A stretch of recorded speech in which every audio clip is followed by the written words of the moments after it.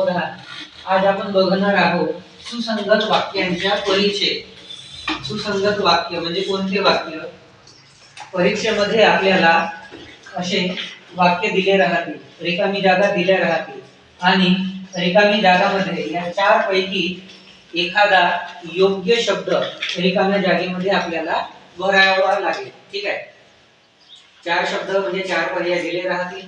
चार पैकी योग्य पर्याय आपल्याला या रिकाम्या जागामध्ये लिहावं लागेल. आलं? परंतु हे करण्यासाठी आधी हे जे आहे हे वाक्य व्यवस्थित समजून घ्यायचं.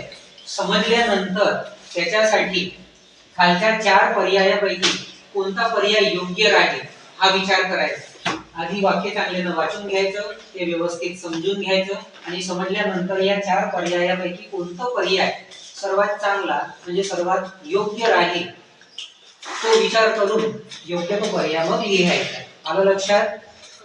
आधी काय करायचं? प्रश्न वाचून घ्या, समजून घ्या. म्हणजे प्रश्न नाही, वाक्य वाचून घ्या, समजून घ्या. ठीक आहे.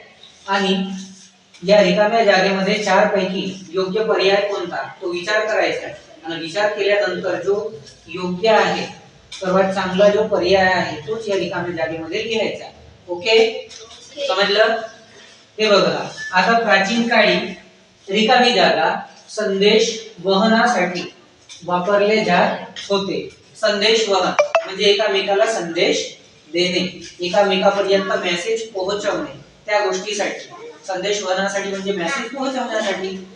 आता बघा, विमान म्हणजे प्राचीन काळी म्हणजे पूर्वीच्या काळी, फार पूर्वीच्या काळ, त्यावेळेस मोबाईलचा शोध नव्हता, कम्प्युटर वगैरे नव्हतं, तर त्या काळी विमान, घोडे, उंट, हत्ती या चार पैकी कोणत्या प्राण्याचा वापर होत होता?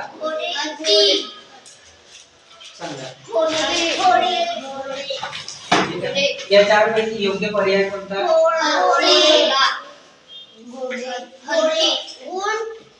उंट.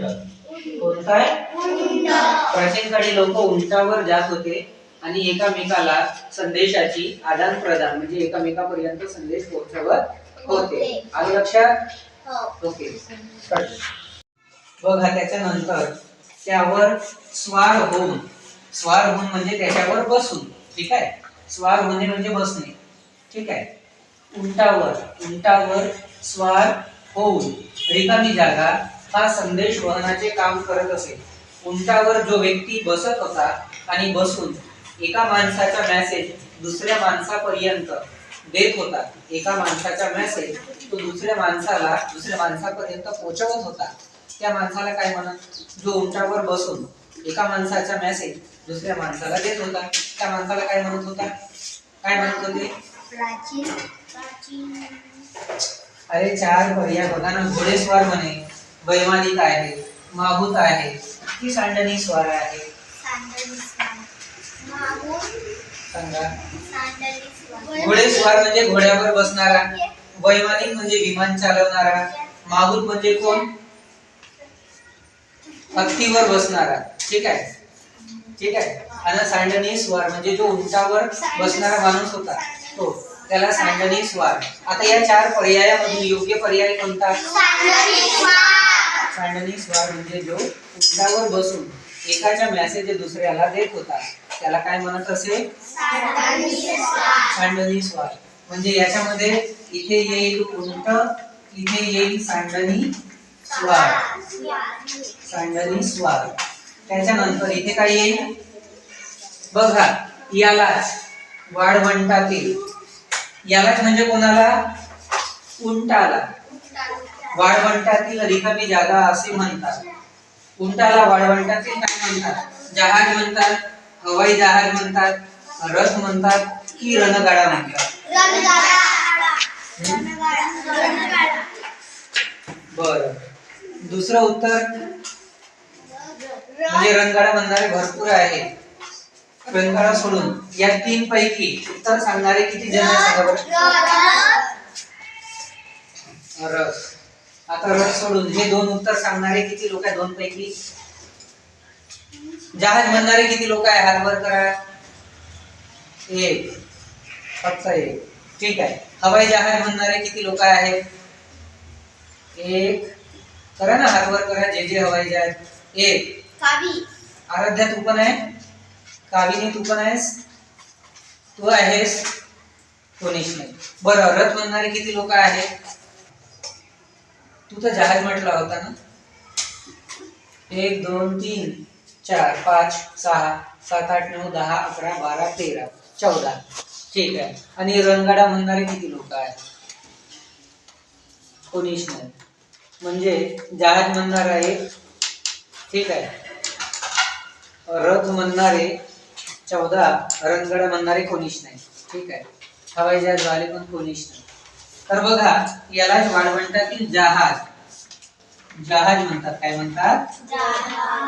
नेहमी लक्षात ठेवा की उंटाला वाळवंटातील जहाज म्हणतात, कारण की वाळवंटामध्ये गाड्या मोटरा सहसा जात नाही. जर वाळवंटातून तुम्हाला एका ठिकाणावरून दुसऱ्या ठिकाणी जायचं आहे तर तुम्हाला उंटाचाच वापर करावा लागेल, आहे की नाही? कारण की उंटच वाळवंटातून चालू शकतो. जसं बघा, राजस्थान सारख्या शहरामध्ये, आहे की नाही, तिथे वाळवंट आहे, तर तिथे लोक उंटाचा वापर करतात. कधी बघितलाय का उंट?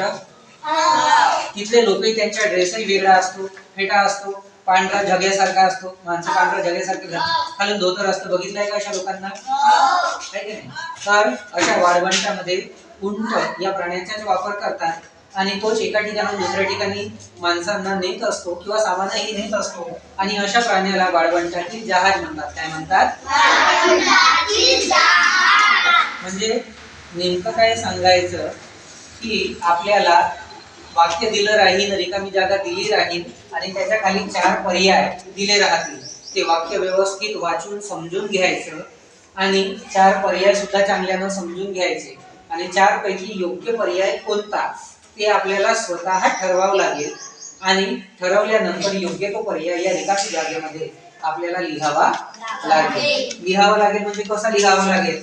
प्रश्नामध्ये जे उत्तर पत्रिका असते त्याच्यामध्ये माहिती आहे का, असे 4 पर्याय, 4 गोले दिले राहील, 1 2 3 आणि 4. तर आपल्याला हा पर्याय किती नंबरचा आहे? 3 नंबरचा. मग 3 नंबरचा जो गोल आहे याला पूर्णपणे असं भरवावं लागेल. यालाच म्हणतात उत्तर नमूद करणं किंवा उत्तर देणं. ठीक आहे.